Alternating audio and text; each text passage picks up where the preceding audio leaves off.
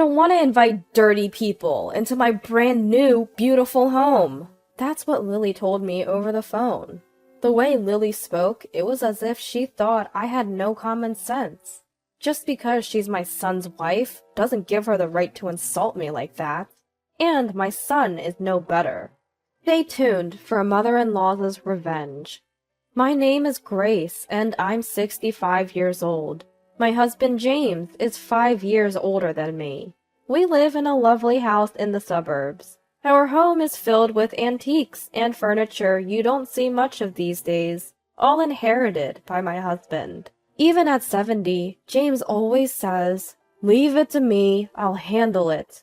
He takes care of everything himself. It's amazing how he can work in the garden from morning till night and still be so cheerful. I've been inspired by him. Even after retiring, I didn't just rely on my pension. I work at a friend's lunchbox shop. We have a son, Alexander, who's turning 30 this year. He was our long-awaited child, and I think we might have spoiled him a bit. Still, he's now a proud employee of a listed company and has made a life for himself. He started living on his own in the neighboring state, but still visits us a few times a year. He began dating a young lady named Lily, who's 5 years younger, and they got married shortly after. Lily, whom he met at work, is a young and very charming woman, always smiling and well-groomed. My first impression of Lily was that she looked like a princess from a fairy tale. I was thrilled to think such a beautiful woman would become my daughter-in-law. However, that first impression would soon be tested. About a year after their wedding, while I was checking the lottery numbers, a hobby of my husband's, my son called. Lately, he hadn't visited us, always finding some excuse. "It's been a while." "What? You want to live with us?" Apparently, the apartment they were living in was going to be demolished. They decided to build their own house, and while they had chosen the land and the builder, they needed a place to stay for a few months until their new home was ready. "Lily's parents live in an apartment. Our house is big, and we have spare rooms, right? I thought it was a great idea. If you two are okay with it, then I guess it's fine. As my son said, we do have unused rooms. There shouldn't be any problem with them living here for a few months. Is your job going to be okay? You do realize the commute will be longer, right? It'll be fine. Lily's a housewife, and I can work remotely, so we're counting on you." And just like that, he hung up. I wonder if he really understands. The reason he started living on his own was that the commute took 3 hours round trip. Did he forget that? Well, he probably considered the convenience of our place before asking, so I shouldn't worry. Above all, I was genuinely happy to live with my son again. "Why not? Having young people around will add some zest to our lives," my husband said, laughing cheerfully when I told him about our son's request. A few weeks later, my husband was rushed to the hospital in an ambulance. He had slipped on a pedestrian bridge and tumbled down the stairs during a walk. When the paramedics called, a chill ran down my spine. Fortunately, he survived, but he had damaged a part of his brain during the fall and was diagnosed with a high-level brain dysfunction. It might be challenging for him to continue his daily life as before. He'll need rehabilitation, and if he's discharged and comes home, he'll need care, possibly from a live-in caregiver or you.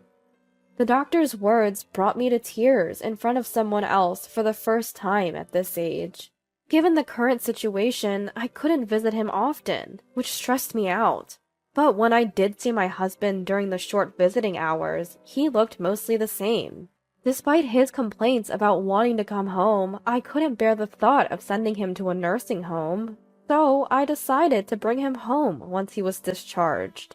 After a while, my son and his wife finally came to visit. According to them, they were busy with house-related matters and couldn't find the time. They have their own lives. I swallowed my complaints. More importantly, I had something to tell them. I explained that with my husband's care needs, living together might be challenging. So I'm sorry for the sudden change, but let's forget about the living together plan. We don't mind at all. It's okay. What do you mean you don't mind? I was taken aback by Lily's response. Many families live like this. It's not a big deal. Plus, we'll be kicked out of our apartment in a couple of months. Do you expect us to find a new place just for a few months? With a puzzled look, Lily blurted out her thought. I understood her logic, but something about the way Lily said it bothered me. My son, sitting next to Lily, nodded in agreement. He finally spoke up. You know, I might be too busy, but since Lily's a housewife, she can help out with a lot of things, right? Lily responded with a bright smile. Their behavior was a bit concerning, but I was about to face the challenges of caregiving for the first time. If living with my son and his wife meant getting some help, I'd be grateful. All right then, welcome. They seemed pleased with my response and left. Soon after my husband was discharged from the hospital, my son and his wife arrived with loads of luggage. They stuffed everything into the spare room. Without unpacking, they both left to meet some old friends from town. It was like a whirlwind. Oh well. They've been away for a while, so I should cut them some slack for today. I sighed and returned to caregiving and house chores. The doctor was right. My husband had changed completely. He had moments of clarity, but he'd often spill food, get distracted by the TV, and even had accidents. He'd get angry or cry over trivial things, and would stumble or bump into things in our familiar home. I couldn't take my eyes off him. He was undergoing regular rehab, but I wasn't sure if he understood his condition. I'd secretly sigh when he wasn't looking. Once things settled down, I'd need to discuss my husband's current state with my son. Just knowing I wasn't alone gave me some comfort. I never imagined that comfort would be betrayed. Maybe I was too lenient at the start. Even after moving in, my son would lock himself in his room, claiming he was working remotely. Lily, instead of helping with chores, said she was busy unpacking and stayed in her room. Dinner's ready. Only then would they emerge. I'd only see them during meals or when they went out. They wouldn't help with meal prep or even clean up after eating. I wanted to scold them, but I couldn't take my eyes off my unpredictable husband. Within a week of living together, my frustration with them grew. I couldn't trust them with my husband. I quit my job to focus on caregiving and housework. While I worked tirelessly, they continued their lazy routine. Even when I asked Lily for help, she'd say she would, but never did, leaving me to do everything. Living together was a disaster. Their presence only added to my workload. I was at my breaking point. Mom, you look tired, my son remarked during dinner, pointing at me with his fork. If you think so, then help out, he chuckled. Come on, I'm working, even if it's remote. I'm a bit of a clean freak. I can't do the things you do. Their words filled me with rage. Suddenly, my husband shouted, What are you doing? Look, you spilled the soup. I gently wiped the tiny droplet with a tissue. I'm sorry, Dad. See, it's clean now. Okay. Relieved to see him resume eating, I took a deep breath. Lily, however, frowned and stood up, leaving her dishes behind. I'm done. Some food splashed when he yelled. What? Hey, Alexander, I'm still hungry. Let's go out. Lily wrapped her arm around my son's and spoke in a sweet voice.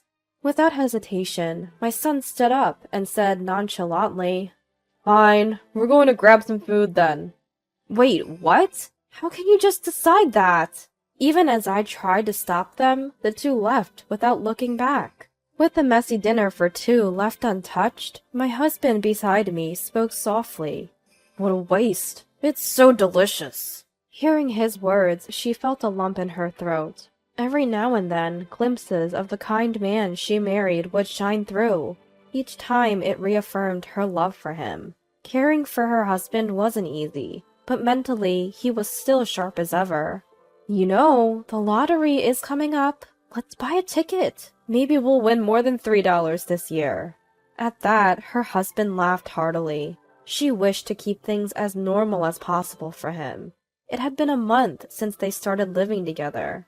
Timing it when her husband was having his therapy session, she called the two who seldom helped around. "Look, I'm not asking you to care for him, but could you at least help a bit with the chores?" She explained her husband's condition in detail once more, but they seemed indifferent. "Look, to someone old-fashioned like you, it might seem like we're just lazing around, but we're busy with work and planning for our home. I'm swamped preparing for our new place. The only break I get is going out once in a while." She wanted to say that since her husband's discharge, they hadn't been out and she barely slept. But she swallowed her words. Her husband was the one truly suffering. "So, you're too busy to help. Can you at least contribute a bit to the household expenses?" "That's harsh, mother-in-law. We're a young couple, and we'll need money for our future." She shot a cold glare at Lily's teary eyes. Ever since they moved in, the food and electricity bills had definitely increased. It was obvious. They blasted the air conditioner all day and used many electronic devices. And the food? If they didn't like the menu, they'd leave most of it. You two might not get it, but living costs money. Isn't it common sense to contribute if you're staying for more than a month? At her words, Lily pursed her lips and muttered, "If we have to pay, what's the point of agreeing to live together?" "What did you say?" I couldn't believe my ears at Lily's words. Lily smiled as if nothing happened. "If you need money, maybe stop wasting it on lottery tickets. Save that money instead." "That's his only hobby. I won't let you take that away from him." She glared at the smug-looking Lily. Lily, with a shrug and a teasing tone, said, "Mother-in-law, you're looking scary. You'll get more wrinkles, you know." Something snapped inside her. "Don't mock me when I'm being serious." As she was about to raise her voice, her son loudly tapped the table and sighed. "Ugh, Mom, you're overreacting. Don't scare my Lily. If caregiving is so hard, just send him to a nursing home." Lily's eyes sparkled at his words. What's with those enchanting eyes? What's with that dreamy look? Does she think he's being brave? He knew his father was mentally sound, yet he said such a thing loudly. Couldn't he imagine how his father would feel if he heard that? Seeing her speechless, her son shook his head in exasperation. "You think you've hit the nail on the head, huh? Ugh, so annoying. Always getting irritated. Is it menopause or something? Don't even have the money to put yourself in a nursing home? So you're asking us for money?" "That's not the point. Poor mother-in-law. If my old beauty products are okay, I'll give you some serum. You seem broke, so it's on the house." Lily grabbed her son's arm, smiling triumphantly. The couple left the room, side by side. Soon after, the distant sound of the front door closing echoed. A whirlwind of emotions surged, but I couldn't throw out their massive luggage or kick them out on my own.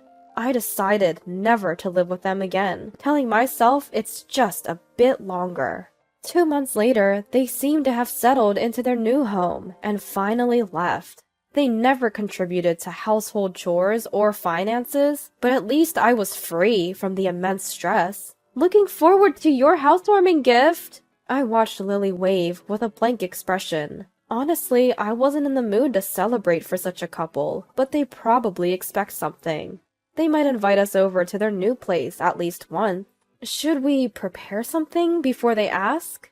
We had just received an unexpected bonus, so spending a bit wasn't a big deal. We decided to buy a decently priced wall clock as a housewarming gift for our son and his wife. It was a beautifully crafted radio-controlled clock with a design that would fit any room. We waited for a call from them, but a week passed with no word. Even after what they said, no contact at all. Come to think of it, we don't even know what kind of house they built, let alone their address. It would be too late if something happened to my husband or me. We need to at least know their address for emergencies. I hurriedly called my son. "Hello, what's up?" After several tries, I finally got through. I had called my son's cell, but it was Lily, sounding quite annoyed, who answered. "We haven't heard from you since you moved. You need to tell us your address." "Well, if I tell you, you'll come over, right?" "Of course. We even have a housewarming gift for you." As I said that, Lily laughed coldly, as if mocking me. Hold on, a clock? You think we'd be happy with that? People usually give cash. Guess you're broke. Good thing we didn't tell you our address. I felt anger rising as Lily chuckled and spoke. You asked for a housewarming gift, and now this? That was just being polite. I can't even imagine taking care of your dirty husband, especially not in our brand new house. The demure demeanor she had when they first got married was nowhere to be found. I had my suspicions, but Lily's true nature was worse than I thought. I thought it looked like something out of a fairy tale, and I was kind of right. She was a devil in disguise. Devils only deceive those who are useful to them. We have our house now. There's no benefit in associating with poor, dirty people like you. We don't plan on having anything to do with you anymore. I could picture Lily's face, smirking in contempt. At the same time, something snapped inside me. Soon after, my son came on the line. That's how it is. We don't need your gifts. I feel the same way as Lily. Just live your lives and leave us be. Lily's condescending attitude, and my son, who didn't even reprimand her, shocked me. The most surprising was the cold disconnection from the son I had lovingly raised. Any remaining affection for him faded. Oh, I see. From now on, we have nothing to do with each other. If that's how they feel, we'll live our lives without them.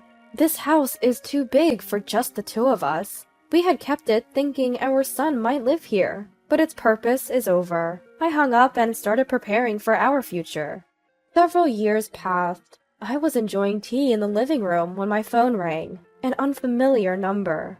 Hello? Hi, mother-in-law? It's been a while. I was wondering if you could help us out financially? It was Lily, with her usual sugary tone. I feel very sick. She had racked up nearly $30,000 in debt buying luxury items. My son found out, and they were on the brink of divorce. She shopped out of boredom.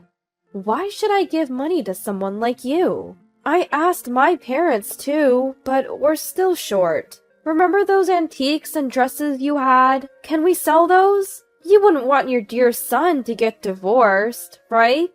She had apparently snooped around our house. I've never shown you my dress or told you where it is. I don't care if a stranger gets divorced. Just a little help? With such a big old house, you must have something valuable. We don't have that house anymore. What? I decided to do it the day you all cut ties with me. I sold the land. Now it's just an empty lot with tall weeds growing on it. Lily was speechless at my words. Breaking the silence, Lily exclaimed, What? I never heard about this! People don't usually share such things. There's no need to, I replied. I could picture Lily's shocked and flustered face on the other end of the phone. That's old news, isn't it? Is it? It feels like just yesterday my son was so naive and clueless to be so smitten with someone like you. Lily, seemingly irritated by my words, responded with a challenging tone. Were you so broke that you had to sell the house? Living day by day without a home now? It's really sad to be so poor and pitiful. It seemed like Lily just couldn't resist looking down on me. If she wanted a competition, I was ready. I had money, but I used it all. What? I sold it because I won a lot of money. The lottery ticket that everyone said was a waste? It won me $500,000. $500,000? Neither of us ever thought it would really win. When we were wondering what to do with the unexpected windfall, we received the declaration of disownment. To continue living peacefully as a couple, we used the lottery winnings and the money from selling the house and land to move into a luxury retirement community. Just as you all wished, we both moved into a retirement community. It's in the city center, close to the station, fully equipped with the latest appliances. The staff is always there, and if we ask, gourmet meals are served. Thanks to that, the burden of caregiving has reduced, and both your father and I are living very peacefully. Lily was silent for a while. Just as I was about to hang up, she spoke in a sweet voice, reminiscent of when we first met. Mother-in-law, I've always admired you. Taking care of that messy husband of yours is commendable. I apologize for everything up till now. Can we rebuild our relationship? If you're going to flatter, do it right from the start. I won't give you any money, especially after you treated my precious husband like trash. I could hear Lily panicking on the other end. I ignored her and hung up. A while later, Lily visited our home with her father. It seemed she had investigated based on the information I shared. As soon as I sat down, Lily's father shouted desperately, "Why didn't you tell us?" From what he said, it seemed Lily had only told her side of the story to her parents. Being forced to live together, being extorted for living expenses. And I shopped because my son wanted me to look good. And despite being rich, my in-laws won't help. And the newlyweds didn't even give a housewarming gift and sold their family home without telling us the new address. We were both so excited during the family meeting because we had children later in life. It's a parent's duty to do whatever they can for their child's happiness, right? Beside her earnest father, Lily lowered her eyes and sniffled. Her act was Oscar-worthy. I almost applauded in my mind. I'm sorry, but it seems there's a significant discrepancy between what your daughter told you and what I experienced from her. Can we clarify? Of course. I smiled warmly and began to list out all the truths I had learned from Lily, without any exaggeration. Lily's father was taken aback by my straightforward account, looking completely overwhelmed. All lies, Dad! She's making all of this up. Lily's desperate plea only made my words seem more credible. She might be a great actress, but she wasn't the sharpest tool in the shed. Would you like to hear the last voicemail she left me? Only if you think you can handle it. Wait, you recorded it? Lily exclaimed in surprise. To be clear, we don't have any money left. Ever since she cut ties with us, we've been preparing for our end. We've already arranged for our funerals and graves. We won't be relying on or helping our son and his wife. And just so you know, whichever one of us passes away first, we willed all our assets to the other. Oh, that's it. Lily's shoulders slumped in disappointment. She probably thought she'd eventually get her hands on our inheritance. Seeing her blatant attitude, her father was shocked. I said firmly, "Please leave." Lily and her father left, looking utterly defeated. Just then, my husband, who had been at a recreational activity, returned. Did something happen? Nothing much, just made our stance clear. He tilted his head in confusion, a gesture I found amusing, and I chuckled. Sometime later, our son messaged us, apologizing and informing us of his divorce from Lily. He went on to share unsolicited updates about Lily. After the divorce, she moved back to her parents' home, and they took on her debts. And she seems to be working on dating. She's apparently busy dating now, even asking our son if he knows any good men. She's a devilish woman with only her looks going for her. Well, her future is predictable. Our son, while paying off the house loan by himself, came crying for help. You're the one who cut ties, I responded coldly. I thought maybe our feelings for our son would return once the root of all problems, Lily, was out of the picture. But it seems it'll take some time. We're living peaceful and happy days. Thanks to the staff, we can even go shopping alone. Our relationship with each other has improved, and we're more at ease. We're known as the most loving couple in the facility. We've even been surprised with celebrations on our anniversaries. We haven't won the lottery since that incident, but we still buy tickets. Look, we won $100! I called out to my husband, comparing the winning numbers. What should we do with it? How about a date? He replied with a grin. I couldn't help but blush and smile. When that time comes, I plan to wear the dress I've kept tucked away and head out.